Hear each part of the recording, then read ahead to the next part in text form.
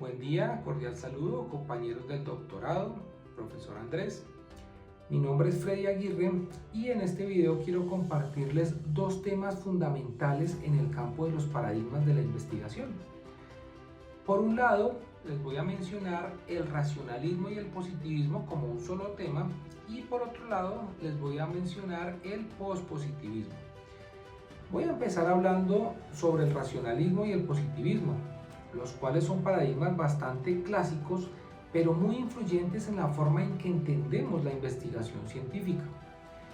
El racionalismo se basa en la idea de que la razón es nuestra principal herramienta para conocer la realidad.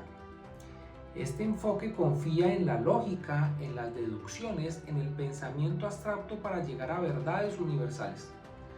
Por otro lado, el positivismo, que tiene como uno de sus principales exponentes a Auguste Comte, pone énfasis en lo que se puede observar, medir y verificar.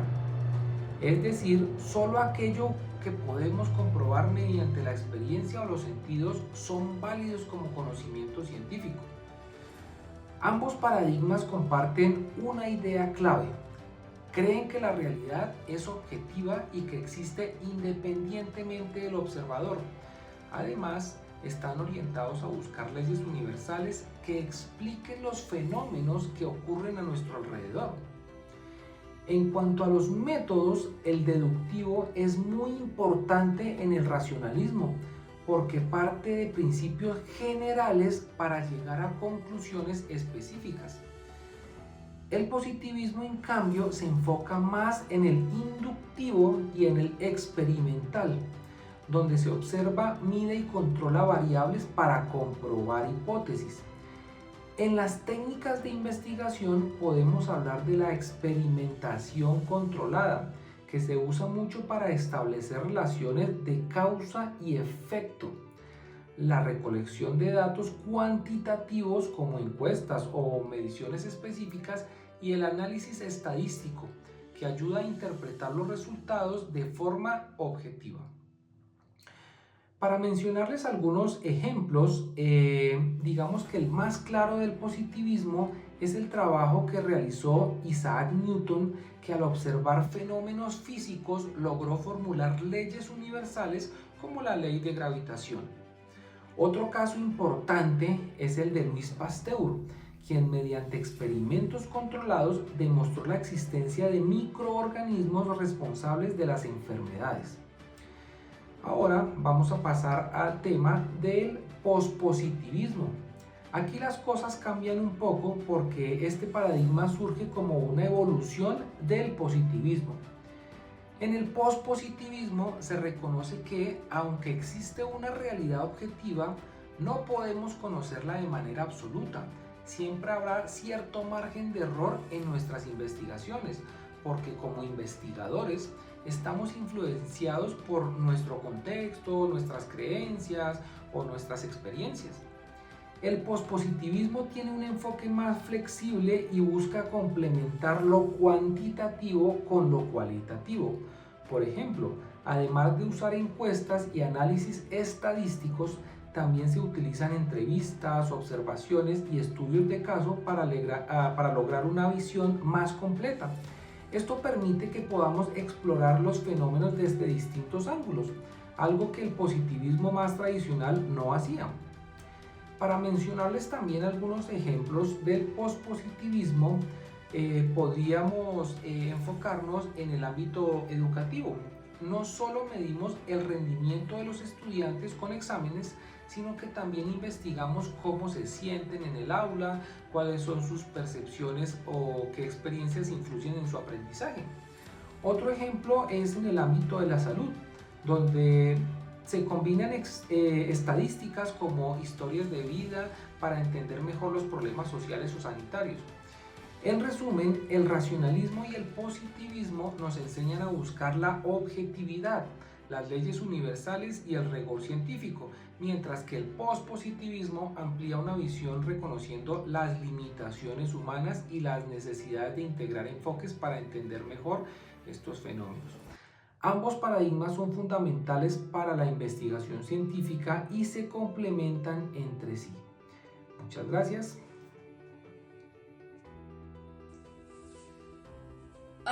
tal? Mi nombre es Ángela Cerón y el día de hoy estaré presentándoles una breve explicación sobre 3 paradigmas fundamentales: el idealismo, el marxismo y el funcionalismo. Antes de iniciar es de precisar que estos 3 paradigmas son de corte filosófico y que se enmarcan dentro del contexto social. Iniciamos. El idealismo. El idealismo inicia con la filosofía griega, con la filosofía de Platón en la antigüedad. Esta teoría se consolida mucho más con las teorías de Hegel, Descartes, Kant y Spinoza. ¿Qué nos dicen los idealistas? Los idealistas nos dicen que el conocimiento radica en el intelecto humano y que eso que radica en el intelecto humano le llamamos ideas. Que en la realidad lo que percibimos a través de los sentidos, los objetos, las cosas en el mundo, son una reproducción que puede llegar a ser un poco defectuosa de esas ideas que están en la mente. ¿Qué más afirman o nos dicen? Que la idea existe por aparte de la materia, que la idea existe por aparte del sujeto y que la idea puede llegar a ser tan perfecta y estar en la idea de Dios. Frente a este paradigma podemos asumir como método de investigación la dialéctica, esta forma de argumentar, de poner y contraponer ideas, de argumentarlas y llegar a conclusiones finales. Para este método podemos asumir como técnicas de investigación el grupo focal, el debate y la observación.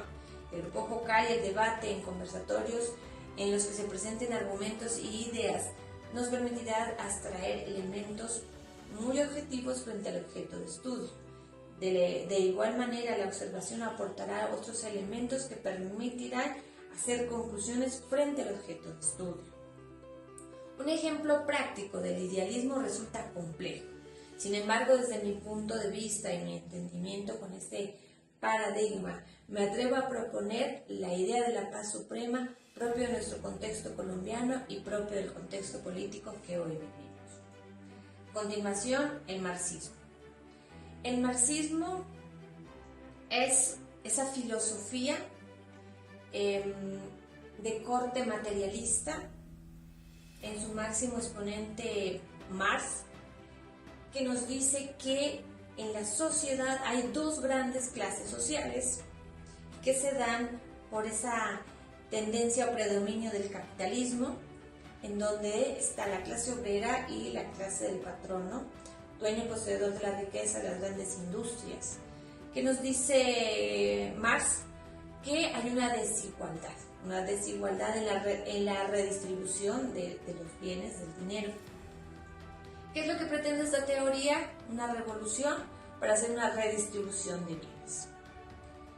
Frente a este paradigma de investigación se puede utilizar el método cualitativo de investigación, que nos permitirá hacer descripciones, un acercamiento más directo y hacer interpretaciones del objeto de estudio. Asimismo, podemos utilizar los grupos focales, la observación y la entrevista en profundidad para tener ese acercamiento directo con el objeto de estudio y hacer recolección de elementos mucho más objetivos, más precisos. Un ejemplo que me atrevo a proponer, y teniendo en cuenta mi contexto de trabajo, sería economía de subsistencia en la población de Imbula Chico, cosechadores de papa que viven al diario. Sería una idea de investigación donde se indague, se describa, se reflexione en torno a ese cosechador de papa que se gana un diario y cuánto podría llegar a ganar el dueño o patrono del cultivo. Continuamos con el funcionalismo. El funcionalismo es de corte socialista y es su máximo representante Durkheim, quien afirma que todo en la sociedad, que todos los elementos de la sociedad tienen una función específica, pero que esa función específica de cada elemento se deben interrelacionar para de esta manera lograr un equilibrio y una armonía social. Como método de investigación se podría asumir el cualitativo, que permite ese acercamiento directo, hacer descripciones, hacer interpretaciones del objeto de estudio. Como técnicas de investigación se podrían utilizar el grupo focal, la observación, la entrevista en profundidad, que nos permitirá recolectar elementos de manera muy objetiva, muy directa con el objeto de estudio. Un ejemplo del funcionalismo que propongo sería costumbres culturales como mediadoras de paz en los habitantes del Pacífico. Entonces, ¿qué pretendería esta investigación? Describir, caracterizar esos elementos culturales y esa función que cumplen netamente en procesos de paz de los pueblos nariñenses del Pacífico. Eso ha sido todo frente a estos tres paradigmas.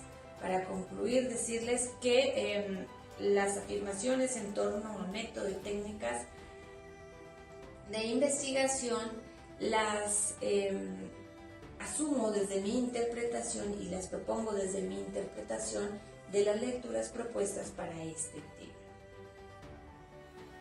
Continuando con los paradigmas en la investigación, seguimos con el estructuralismo. Teniendo en cuenta los diferentes postulados de algunos autores, el estructuralismo se puede definir como una aproximación teórica que sostiene que los fenómenos humanos deben ser analizados como sistemas interrelacionados de estructuras. Uno de estos autores, Claude Lévi-Strauss, uno de los más destacados exponentes de esta corriente, sostiene que el estructuralismo consiste en reducir los fenómenos visibles a un sistema subyacente de estructuras invariantes que los organiza, es decir, aquellas estructuras que a simple vista no son visibles, pero que sí dan pie para un origen de una causa o de un comportamiento de determinada sociedad. Las características del estructuralismo tenemos varias, pero las más destacadas son énfasis en las relaciones. ¿Qué quiere decir? Que se centra en las conexiones entre los elementos de un sistema, más que en los elementos individuales, o sea, tiene que ser analizado todo global. Estas relaciones forman estructuras que determinan cómo funciona el sistema en conjunto. Otra característica, búsqueda de las estructuras subyacentes. ¿Qué quiere decir? Los estructuralistas buscan identificar las estructuras profundas, universales, que subyacen a los fenómenos directamente observables, o sea, aquellas estructuras que a simple vista no se ven, como lo dijimos anteriormente. Otro es el enfoque sincrónico y comparativo. El estructuralismo prioriza el análisis de un sistema en un momento dado, comparando estas estructuras con las de otros sistemas similares. Esto que permite identificar patrones comunes y diferentes entre distintos fenómenos de una determinada sociedad o conjunto. Carácter interdisciplinario. ¿Qué quiere decir? Que el estructuralismo no solamente se centra en una disciplina, sino es en varias disciplinas, como puede ser la lingüística, como puede ser la antropología, la sociología, en fin, para poder dar un concepto como tal. Los supuestos básicos de esta corriente. Entonces postula que los sistemas educativos constituyen entidades complejas y dinámicas. Estamos hablando del campo educativo, que es lo que a nosotros nos interesa, y que inciden todos los aspectos del proceso educativo. Dichas estructuras pueden ser factores sociales, culturales, políticos, en fin. Entonces, como vemos, el supuesto básico es la relación entre diferentes estructuras que van relacionadas unas con otras y que dan origen a una causa o algún resultado. En conclusión, podemos decir que el estructuralismo es una metodología que consiste en estudiar los fenómenos que le suceden a los individuos de una determinada comunidad, y ello en función de las estructuras a las que están sometidos, tanto las visibles como no visibles. Continuamos con el constructivismo. El constructivismo, en pocas palabras, es la teoría que sostiene que el conocimiento no se adquiere en forma pasiva, sino que se construye activamente por el individuo a través de la interacción con su entorno. Esta corriente, pues obviamente posee unas características, las cuales son el sujeto como constructor activo, el aprendizaje como proceso social, el conocimiento como construcción personal, el papel del docente como facilitador. Ojo acá, simplemente el docente es un puente al conocimiento. Énfasis en los procesos. Aprendizaje significativo, importantísima esta característica. valoración de la diversidad. Como supuestos básicos, el constructivismo postula que el conocimiento no se transmite de manera pasiva, sino que es construido activamente por el individuo a través de experiencias y la interacción con otros, o sea, activamente. El aprendizaje se contextualiza como un proceso social y significativo que se desarrolla en contextos específicos. Los individuos no son meros recipientes vacíos, por el contrario, se consideran constructores activos de su propio conocimiento. Este conocimiento es de carácter personal y contextualizado y se manifiesta en un estado de constante evolución. Tiene que haber una complejidad en cada momento de este proceso. Este enfoque el docente lo desempeña en el papel de facilitador, ya lo dijimos anteriormente. Entonces, como conclusión, podemos decir que el constructivismo nunca va a tener una característica pasiva, sino constantemente activa, y se aprende a través de la experiencia, a través del contacto directo con el conocimiento. Esto genera conocimiento significativo que obviamente debe perdurar por la vida del individuo. Seguimos con la teoría crítica. La teoría crítica es un enfoque investigativo que va más allá de describir la realidad. Nace en la Escuela de Frankfurt con el objetivo de analizar y transformar estructuras de poder que generan desigualdad. Busca empoderar a grupos marginados y promover cambios sociales a través de la investigación interdisciplinaria. Algunos autores han sido fundamentales para el desarrollo de esta corriente. Aplicaciones prácticas se encuentran en diversos campos como la educación y la comunicación. Para aplicar esta teoría se debe identificar un problema social, revisar la literatura, diseñar un enfoque metodológico y finalmente difundir los resultados para generar cambios significativos en la sociedad. Posee algunas características, revela estructuras de poder. La teoría crítica no se limita a describir la realidad, sino que busca identificar y analizar las relaciones de poder detrás de ella, explorando cómo estas estructuras influyen en nuestras vidas, ideas e instituciones y cómo perpetúan la desigualdad y el dominio. También otra característica es empoderar a los grupos marginados. La teoría crítica va más allá de condenar la injusticia, busca dar voz y poder a aquellos que han sido históricamente marginados y le brinda herramientas que necesitan para desafiar las estructuras de poder y participar activamente en la transformación social. Es interdisciplinaria. La teoría crítica no se limita a una sola disciplina, sino que combina conocimientos de diferentes campos como la sociología, la filosofía, la historia y la psicología. Esta interdisciplinariedad permite una comprensión más amplia y compleja de los fenómenos sociales, evitando teorías simples y proporciona una visión más amplia y completa de la realidad. En este orden de ideas podemos concluir que la teoría crítica busca primero que todo identificar un problema en una sociedad que está afectando a cierta población y que en cierta forma la población lo naturaliza o lo ve normal. Lo que busca es abrirle los ojos a la población como tal y con base en la investigación darle herramientas, conocimientos para que ellos puedan enfrentar esa realidad y cambiarla a una más favorable y equitativa. Eso es lo que busca en sí el proceso investigativo de la teoría crítica. Fenomenología. Es un paradigma filosófico fundado por Edmund Husserl, que se basa principalmente en el estudio de los fenómenos independientemente de la realidad tal y como lo percibe la conciencia. Sus características son la percepción pura del objeto de estudio para describir tal como se presenta en la conciencia y la suspensión del juicio previo. Los supuestos básicos de la fenomenología son que todo lo que hay en nuestra conciencia es producto de la percepción que tenemos acerca de ella. Las ideas fundamentales son captar el fluir y el contenido de la conciencia. Solamente tenemos que limitarnos a describir lo que hay en el fenómeno. Los métodos: se emplea principalmente el término epogé, que significa suspender el juicio, la teorización y todo aquello que pueda afectar la percepción del fenómeno. Este término epogé hace referencia también no solamente a que no se niega la realidad ni se niegan las teorías, sino que se hacen a un lado para describir el fenómeno. Dentro de las técnicas de investigación se emplea la metodología cualitativa, empleando técnicas como las entrevistas, la observación y los análisis de datos. En este tipo de estudios es importante la experiencia o las experiencias vividas de las personas.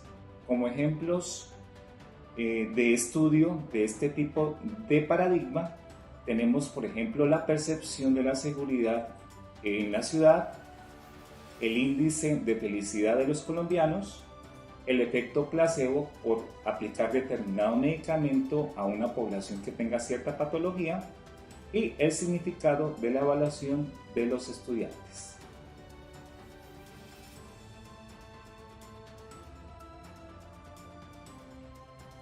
Pragmatismo. Su representante fue William James. Es una doctrina que se basa y tiene como premisa de criterio de evaluación y de verdad el valor práctico de las cosas. Sostiene que los conceptos y representaciones del hombre son esencialmente instrumentos que le permiten alcanzar sus fines y proyecciones, además de satisfacer sus necesidades. Dentro de las características del pragmatismo tenemos que exige una actividad práctica, o sea, todo conocimiento es válido porque sea práctico y sea útil para la persona. El pragmatismo se opone a la búsqueda de verdades absolutas y propone que la verdad se determina por la utilidad y practicidad de la teoría. Los supuestos básicos están basados en la utilidad, la acción y la experiencia. La utilidad es la base fundamental de este paradigma porque para que un conocimiento sea válido debe ser útil y práctico. Dentro de los métodos que tenemos de este paradigma están tres formas de inferencia que son la deducción, la inducción y la abducción. La deducción está implícita por la prospección o la predicción de lo que puede pasar frente a un estudio o a los resultados que se puedan esperar frente a algún fenómeno. La deducción hace referencia a todos aquellos métodos que permiten verificar que ese conocimiento es válido. Y la abducción se refiere a la generación del marco teórico experimental o vivencial que permite la validez del conocimiento. Dentro de las técnicas de investigación del pragmatismo tenemos la flexibilidad y la solución de problemas prácticos. El pragmatismo se apoya en técnicas como el método científico y en la observación. Algunas técnicas incluyen investigación evaluativa, investigación ideográfica, investigación empírica e investigación mixta. Como ejemplos de este tipo de paradigma tenemos la reducción de grasas en la baja o en la pérdida de peso en las personas, la prohibición del uso de celulares en los colegios para motivar la concentración en los estudiantes y el impacto de la lectura en el retardo de la pérdida de las funciones cognitivas. Las revoluciones científicas. Principales representantes son Thomas Kuhn, Imre Lakatos y Richard Musgrave. Los factores históricos y sociológicos permiten el cambio de un paradigma a otro. El progreso de la ciencia es acumulativo, por lo tanto, pasa de un paradigma, a una forma de pensar o de ver el mundo antigua, a una nueva forma de ver el mundo o de representarlo a través de todas sus manifestaciones. Entonces es el paso de un paradigma viejo u obsoleto a uno nuevo que da respuestas a ciertas realidades o soluciones de cada época. Este proceso se desarrolla de forma progresiva. En cierto momento, el paradigma antiguo empieza a encontrar fallas, rupturas o anomalías que no satisfacen las necesidades de la sociedad y por lo tanto es reemplazado por nuevos conocimientos. Dentro de los supuestos básicos de las revoluciones científicas están que se consideran episodios de desarrollo acumulativos. Entonces, llega un momento en que hay tanta fuerza de esta filosofía que termina imponiéndose porque encuentra resultados a soluciones de problemáticas de cada época.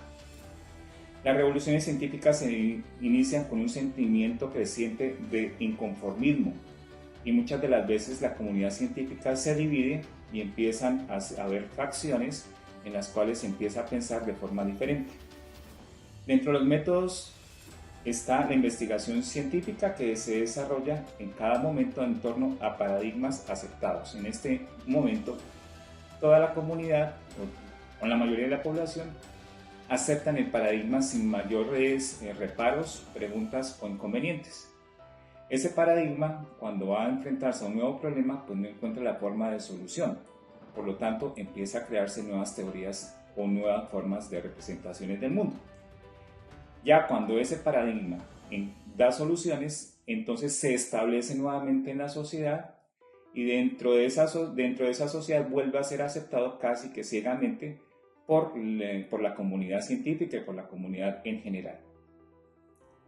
Ese paradigma científico, esa nueva forma de visión del mundo tiene una forma de extenderse que es a través de la comunidad científica, a través de la educación, las revistas, las agremiaciones e incluso se llega hasta puntos tan extremistas que se puede excluir a personal que no piense de la misma forma que el paradigma nuevo o lo mismo que el del antiguo, se expulse gente que esté pensando de forma nueva. Técnicas de investigación se basan en el método científico que incluyen la experimentación, la inducción, la deducción, la matemática y el pensamiento crítico. Dentro de los ejemplos que tenemos de estas revoluciones científicas está el desarrollo de nuevas vacunas para combatir enfermedades que se atribuían o achacaban, por ejemplo, a fuerzas sobrenaturales o espíritus. Otro ejemplo es el estudio de los movimientos de los cuerpos celestes a través de la astronomía y el descubrimiento de los mecanismos de herencia en los seres humanos. En síntesis, todos estos paradigmas que hemos visto hasta este momento son una forma en que se vio el mundo en cada época, en cada momento histórico. Trato de representarlo, de buscar soluciones, nuevas percepciones de la naturaleza, del universo, de la vida, pero que fueron cambiando con el paso del tiempo hasta este punto de nuestra sociedad y siguen en continuo cambio. Muchos de ellos todavía permanecen, siguen siendo políticas hasta económicas, sociales, y permanecen y cada vez pues van cambiando y nos permiten también cambiar la forma de adaptarnos a los nuevos tiempos.